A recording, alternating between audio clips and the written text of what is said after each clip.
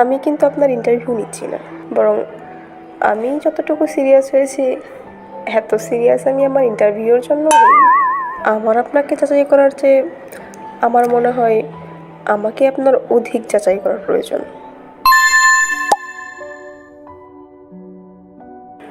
আপনি বিয়েটা কেন করছেন? আপনার এই প্রশ্নটা অদ্ভুত না? বিয়ে তো মানুষকে করতেই হয়, তাই না?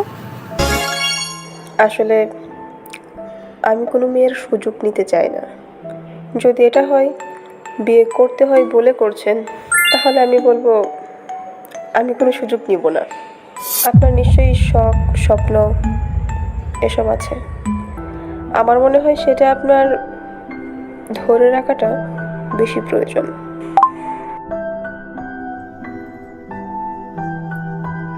ওরা ওখানে কি কথা বলছে? ঢং কত। বাই দ্য ওয়ে, আমার এসব শুনে আর কি। কি রে, তুই এখানে কি করছিস? আমি তোকে কোথায় কোথায় খুঁজে বেড়াচ্ছি জানিস? যেটা শুনে তুই কি করবি? আমি তোর খোঁজ নেব না তো কার খোঁজ নেব?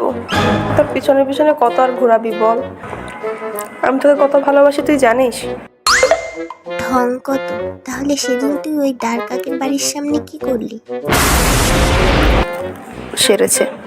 এটা আবার দেখলো কি করে? এই, কেমন আছো? আমাকে তোমার কেমন লাগে? সে কি, এগুলো কি ধরনের কথা? আচ্ছা বাদ দাও, এই নাও তোমার জন্য একটা গিফট এনেছি। ফর্সা হওয়ার ক্রিম, সিঙ্গাপুর থেকে আনা।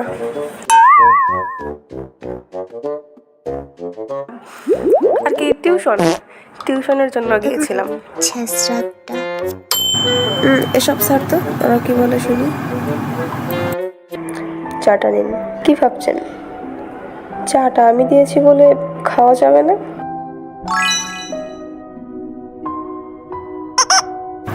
আপনাকে না বোঝা যায় না। একবারে সব বুঝে ফেললে আমাকেও আপনার বোরিং লাগতে পারে।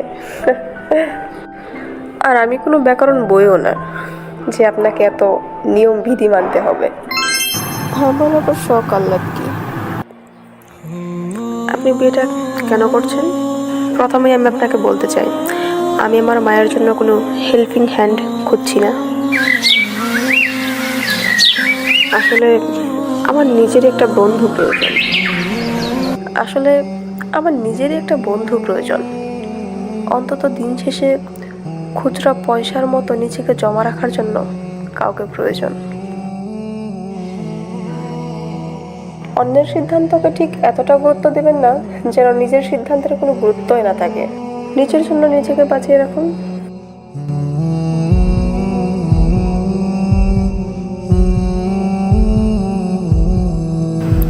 আপনাকে না হলেও কাউকে না কাউকে তো বিয়েটা করতেই হবে, তাই না?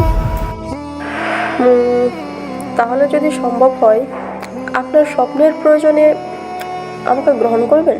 তবে হ্যাঁ, আমি আপনার স্বপ্নের দায়িত্ব কিন্তু নিতে পারবো না, সেটা আপনাকেই নিতে হবে। মানে? যে নিজের স্বপ্নের দায়িত্ব নিতে জানে না তার জন্য কি আমার অস্তিত্ব বোঝা হয়ে যাবে না?